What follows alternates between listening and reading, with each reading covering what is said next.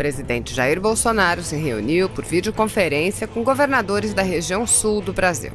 Bolsonaro publicou pelas redes sociais alguns pontos tratados com os governadores. Ouça. Nova conferência via internet com governadores da região sul. 1. O ministro da Infraestrutura, Tarcísio Gomes de Freitas, expõe a preocupação real de desabastecimento devido a medidas descoordenadas por alguns estados e municípios. 2. A logística de transportes precisa ser compreendida para a distribuição de kits dos mais de 10 milhões de kits iniciais para testes. Já passada a fase de coordenação, é preciso que sigam os acordos e orientações segundo as regras da Constituição, protegendo os grupos de risco e seguindo a continuidade da vida normal sem alarmismos. B. Novidades práticas no enfrentamento, como, por exemplo, a descoberta de que um ventilador de oxigênio pode ser usado para 4 pacientes ao mesmo tempo. C. Nova portaria do Ministério da Saúde de 24 de março, liberando mais recursos para estados e municípios. D. Dia 25 de março, ocorrerá reunião entre secretários de saúde de todo o Brasil com o ministro da Saúde para direcionamentos conjuntos diante de mais uma fase da evolução do enfrentamento. E. Postagens anteriores são extremamente importantes para acompanhamento do dia a dia das decisões tomadas pelo corpo do Poder Executivo Federal. F. Já são quase 600 bilhões de recursos do governo federal para o enfrentamento à pandemia. Em reunião com secretários de diversos estados mais cedo, o ministro da Infraestrutura, Tarcísio Gomes de Freitas, já tinha exposto a importância de se preservar as cadeias logísticas para a distribuição. Assista. O alastramento da epidemia para dentro da melhor técnica, fazer o espraiamento, né, da curva de infecção, mas a gente tem que pensar na logística, né? Há necessidade premente da gente manter a logística funcionando. Vários decretos de restrições foram sendo estabelecidos ao longo do tempo e a gente sentiu a necessidade de tentar coordenar isso aqui até dentro de uma prerrogativa constitucional, né? Porque no final das contas a União tem a atribuição de legislar sobre a matéria em função das rodovias, dos portos, dos aeroportos, das ferrovias, fazerem essa ligação entre as unidades da federação. Criamos e vamos positivar na legislação o Conselho Nacional dos Secretários de Transporte. Fizemos a primeira reunião sexta-feira e agradeço a todos os governadores por terem disponibilizado seus secretários. As conversas estão sendo de alto nível. Eu tenho certeza que a gente vai poder corrigir algumas questões que nós observamos ao longo desse processo e que vão ser fundamentais para manter o abastecimento por algum tempo. E aí eu vou fazer alguns alertas. Primeiro, é fundamental a gente manter o transporte rodoviário de carga. E nós estamos tendo uma série de dificuldades. Alguns decretos, quando fizeram os fechamentos de comércio, né, de indústria, fechou bar, restaurante, borracharia, esses decretos eles não fizeram uma exclusão expressa daquelas estruturas de suporte ao transporte. E elas têm que funcionar, porque senão o caminhoneiro não vai ter condição de operar. O caminhão vai continuar quebrando, vai continuar necessitando de reparo em pneu, vai precisar ter que ir para borracharia, oficina mecânica, enfim. Então nós precisamos ajustar essas coisas para que o caminhoneiro possa trabalhar. Os caminhoneiros estão reclamando muito da falta de alimentação na beira da estrada. E aí o que vai acontecer? Eles vão começar a encostar o caminhão porque eles não estão tendo condição de trabalho. Senhores, eu me comunico, eu estou em 70 grupos de WhatsApp de caminhoneiros. Cada grupo tem em torno de, média de 200 caminhoneiros. Então eu me comunico quase que diariamente, na medida do possível, com 14 mil caminhoneiros que representam uma massa de 2 milhões de caminhoneiros que estão rodando em nossas estradas. Há uma situação de desespero por falta de estrutura de suporte. Eu vou me permitir ler uma mensagem que eu recebi hoje, e eu tenho recebido várias, e peço desculpas e preciso ser breve, eu sei disso, mas eu recebo todo dia mensagem como essa. Bom dia, ministro, meu nome é Antônio Gomes, sou caminhoneiro autônomo, estou em Tubiara, Goiás, com o caminhão parado. Estou citando o exemplo de Goiás, não está aqui na nossa videoconferência, mas acontece em todos os estados. Impossibilidade de seguir viagem, pois estão com 3 molas quebradas, um pneu furado.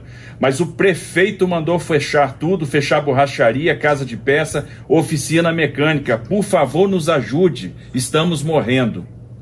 Vários caminhoneiros têm dito, eu vou parar, eu vou deixar de trabalhar, porque eu não tenho mais condição de trabalho. E aí, o desabastecimento virá.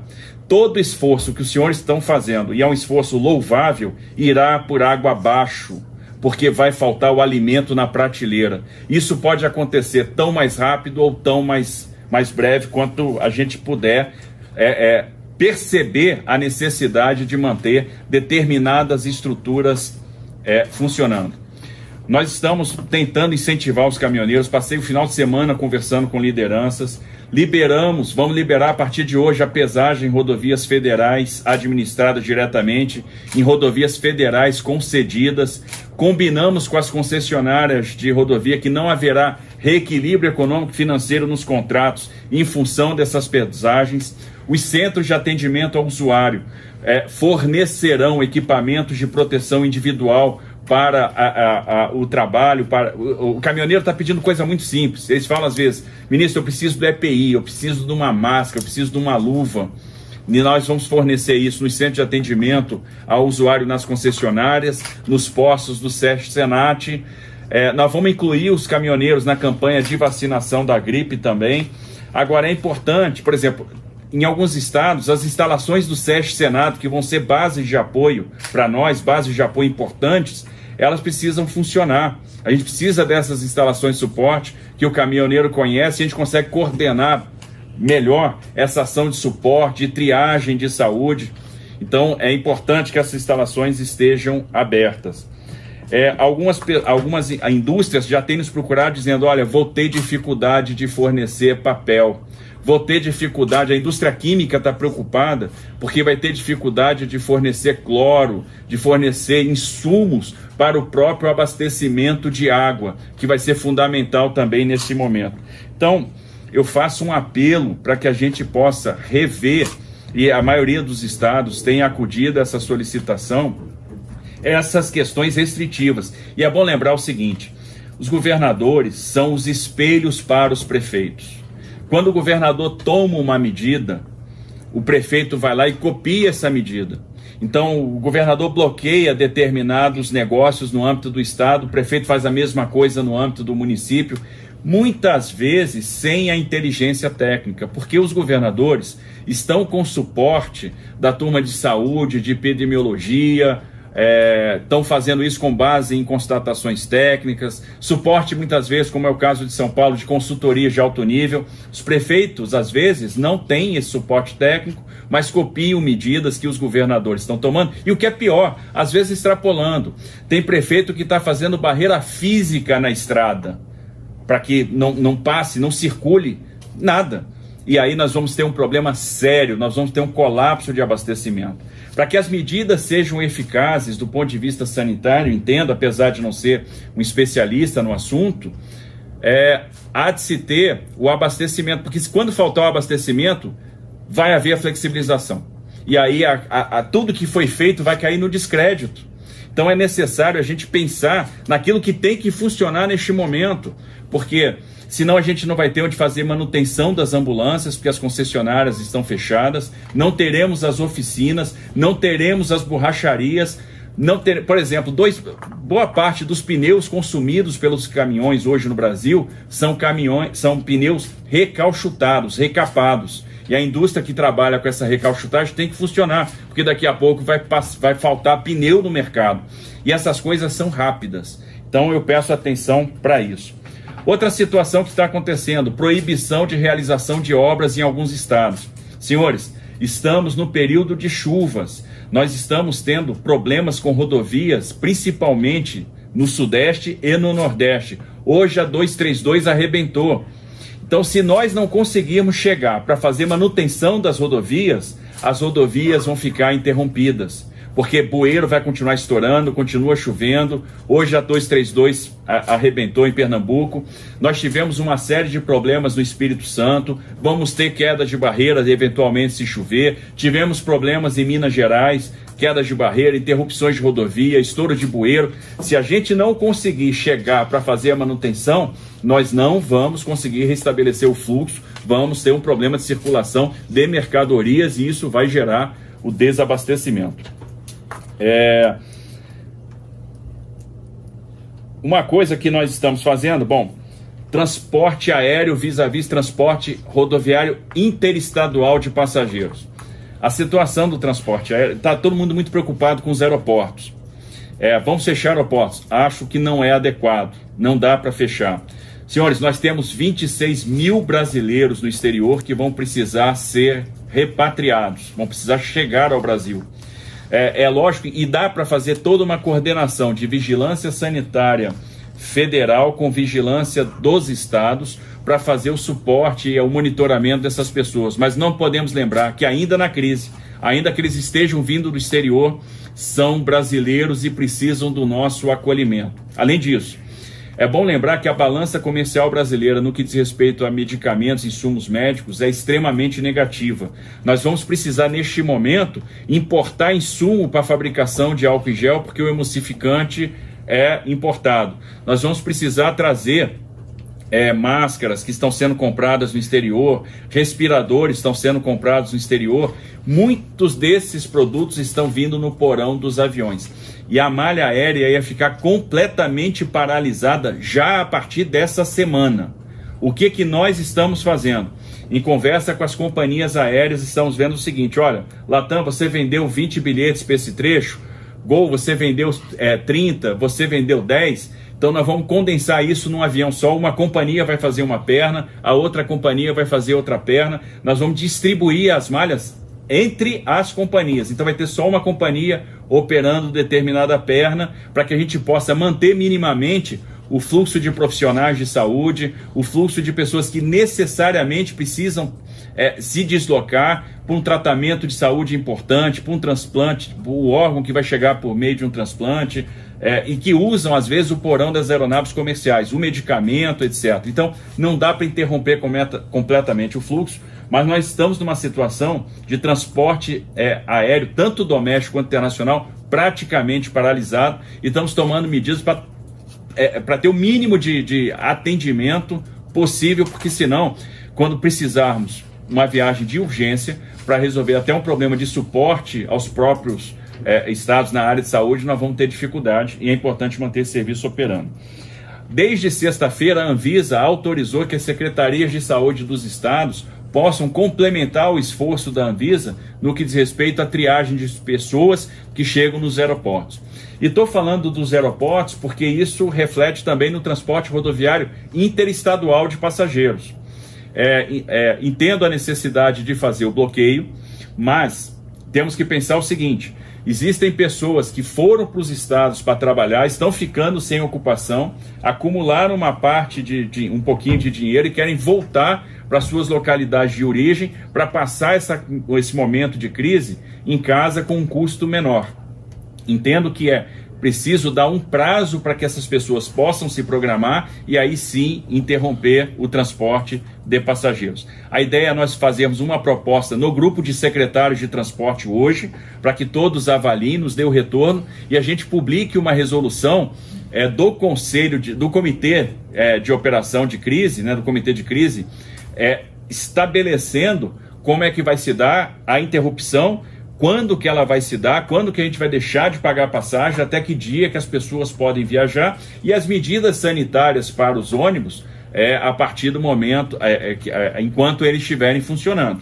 Mas acho que nós temos que dar a oportunidade para a população se preparar para poder fazer os seus últimos deslocamentos, então a gente precisaria de um tempo para que isso aconteça. Nos portos, nós estamos tentando manter o porto funcionando. É importante que os insumos médicos e a exportação está saindo por esses portos. Entendo que nós temos que manter a economia funcionando minimamente, então isso é importante para Santos, isso é importante para Paranaguá, isso é importante para Sepetiba.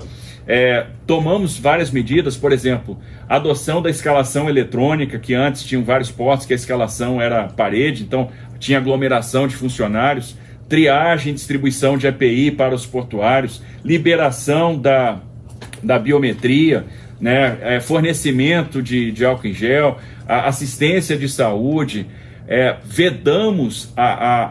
estabelecemos a quarentena obrigatória para tripulante em embarcações. Então a embarcação para, o tripulante vai estar obrigatoriamente de quarentena e não vai poder descer no porto, isso para diminuir a circulação de pessoas, a não escalação de vulneráveis, de pessoas com idade, de trabalhadores portuários avulsos, com estabelecimento da renda mínima, né, de uma compensação salarial financeira que vai vir do operador portuário, e depois nós vamos fazer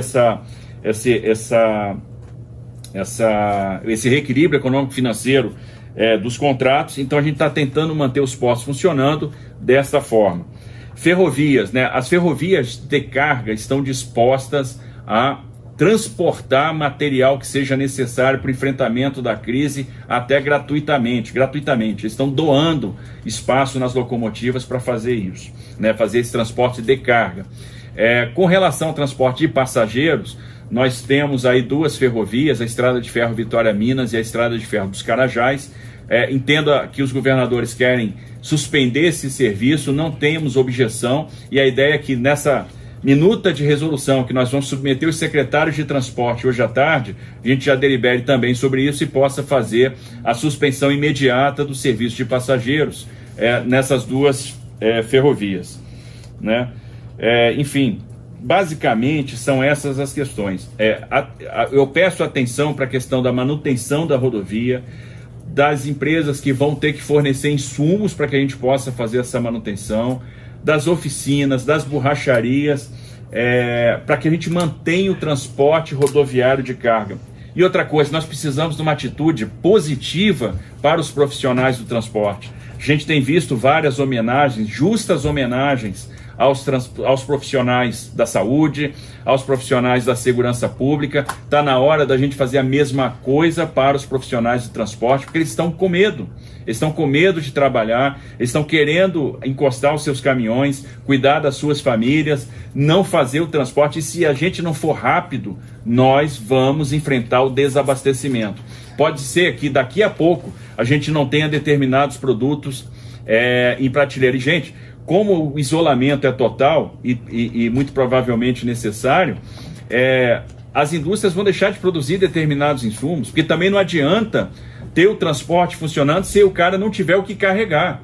Eu preservo a indústria de alimento, mas não preservo a indústria de embalagem. Em algum momento nós não vamos perceber alguma coisa, e aí nós vamos ter desabastecimento. Se houver o desabastecimento, vamos ter o caos instalado, e as medidas sanitárias corretas poderão passar a ser questionadas pela sociedade. Então é muito importante que a logística funcione nesse momento. Entendo que a criação do grupo agora de secretários de transporte foi um grande ganho nessa coordenação. A primeira reunião foi excepcional em termos de medidas.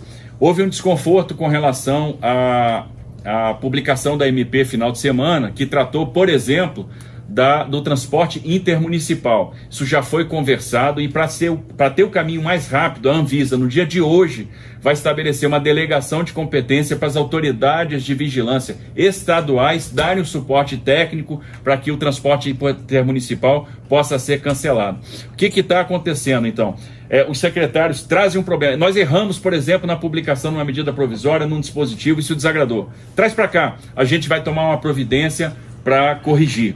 A mesma coisa, saiu um decreto no Estado, eles estão botando os decretos no grupo, e a gente olha e diz, gente, acho que faltou uma excepcionalização mais clara disso. A gente pode resolver o problema nesse aspecto. Então isso é importante. Então a gente está conseguindo ajustar os decretos. Gente, o porto também vai. E aí nós vamos fechar o porto?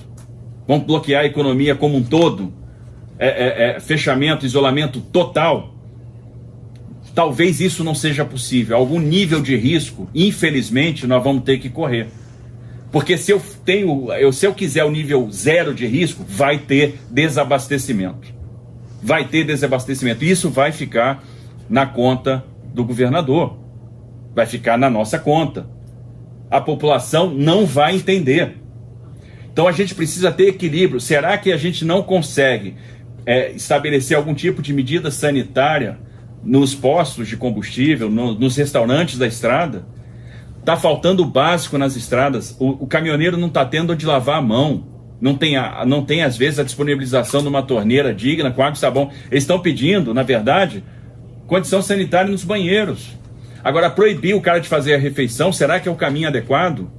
Essa pergunta nós temos que nos fazer. Porque se nós matarmos o transporte rodoviário de carga, principalmente, nós vamos ter o efeito da greve dos caminhoneiros de 2018 combinado com a crise do coronavírus. E eu tenho certeza que ninguém quer isso. Então, a nossa responsabilidade aqui no Ministério da Infraestrutura e a responsabilidade das secretarias de transporte nos estados será manter essa logística funcionando. E lembre-se que os governadores são espelhos para os prefeitos. O que o governador está fazendo está sendo copiado pela prefeitura. Então, a gente tem que ter muita coordenação e muita inteligência nessas medidas para não gerar uma crise de abastecimento, para não faltar o cloro, para não faltar o insumo para o tratamento de água, para não faltar o produto químico para o tratamento de água, para não faltar o papel higiênico.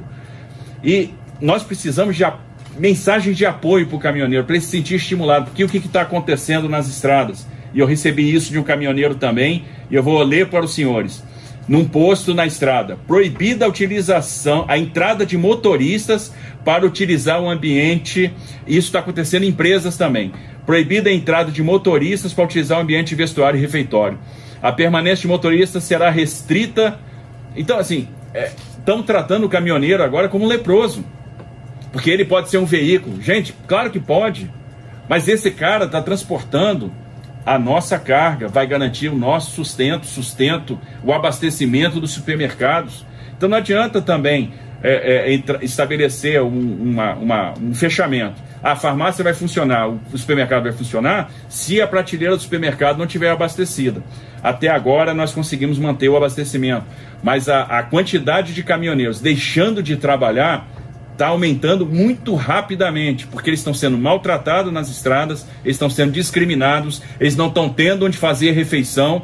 E aí é o meu apelo aos senhores, nós temos que rever isso imediatamente. Sei que alguns governos do estado já reviram, né, já estão preocupados com isso, mas a gente corre sim um risco de desabastecimento, a gente precisa andar rápido para que isso não aconteça e a gente mantenha pelo menos essa parte funcionando convenientemente. Perdoe-me porque talvez tenha me estendido um pouco mais e eu acho que a necessidade me obriga até a ser um pouco enfático em algumas questões, e cumprimento a todos, porque estamos vendo aqui esforço sincero, estamos vendo aqui muita vontade de resolver os problemas nos seus estados, muito empenho, muita preocupação.